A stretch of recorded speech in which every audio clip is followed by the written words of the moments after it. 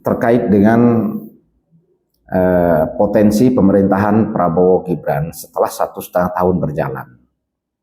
Nah, jadi diagnosa yang pertama adalah Prabowo sudah mampu mewujudkan dan merealisasikan yang berkaitan dengan janji-janji kampanye serta program prioritas, ya.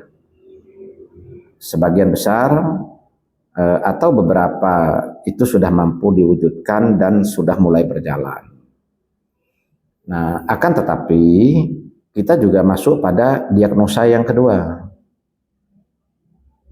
Di lapangan ternyata praktek dalam menjalankan secara teknis apa yang menjadi program prioritas Pak Prabowo itu banyak kendala.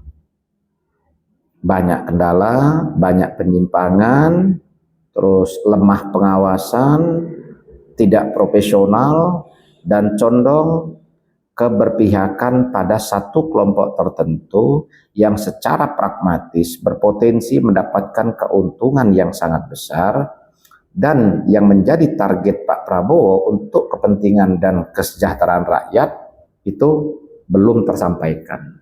Nah, ini menjadi PR besarnya. Ini harus kita akui. Kita ambil contoh.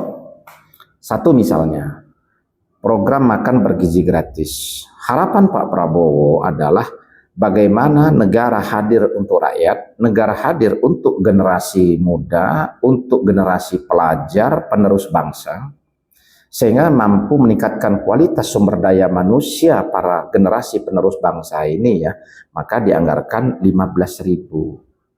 Tetapi Presiden juga tahu bahwa 15.000 itu tidak mungkin akan dialokasikan semua untuk kebutuhan makanan.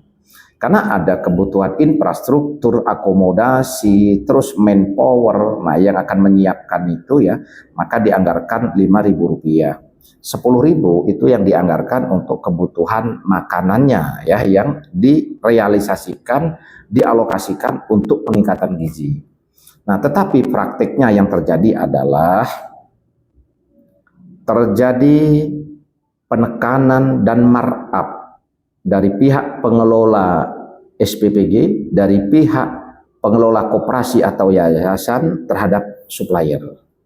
Banyak supplier harus mensuplai kebutuhan SPPG dengan harga tertentu, padahal harga yang dilepas oleh pihak koperasi kepada SPPG itu dengan potensi keuntungan yang sangat besar. Contoh, misalnya ada satu kasus itu yang harga susu disuplaikan dengan harga 2.000 sekian, ya. Nah, tetapi dari koperasi itu mensuplai ke SPPG itu sebenarnya dengan harga 3.500. Jadi ada margin yang sangat besar karena ini sudah berpotensi terjadi kong kali kong. Nah, praktek semacam itu jelas akan mengurangi anggaran atau alokasi anggaran untuk kebutuhan pemenuhan gizinya. Belum lagi nanti untuk mendapatkan titik koordinat lokasi SPPG-nya yang di ACC itu pasti ada kong kali kong dengan pihak tertentu.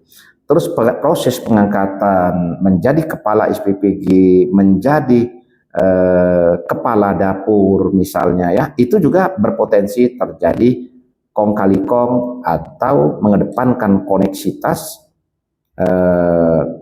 nepotisme, dan tidak memperhatikan faktor profesionalisme yang diutamakan. Nah, sehingga kita di lapangan banyak ditemukan kendala, yaitu makanan kurang sesuai dengan standar, bahkan banyak terjadi keracunan, bahkan nilai makanan itu alokasinya tidak sampai 10.000. Nah, ini salah satu yang menjadi program prioritas Prabowo dengan tujuan yang mulia, tetapi terjadi masalah besar dalam tataran teknis. Ini yang harus dilakukan review kembali oleh Prabowo, koreksi secara total, dan pembenahan mekanisme teknis serta manajemen struktural di dalam internal Badan Bergizi Nasional beserta para stakeholdernya. Kalau ini tidak dibenahi, ini akan menjadi bom waktu yang akan merugikan kepentingan politik Prabowo dan kepentingan negara kita tercinta.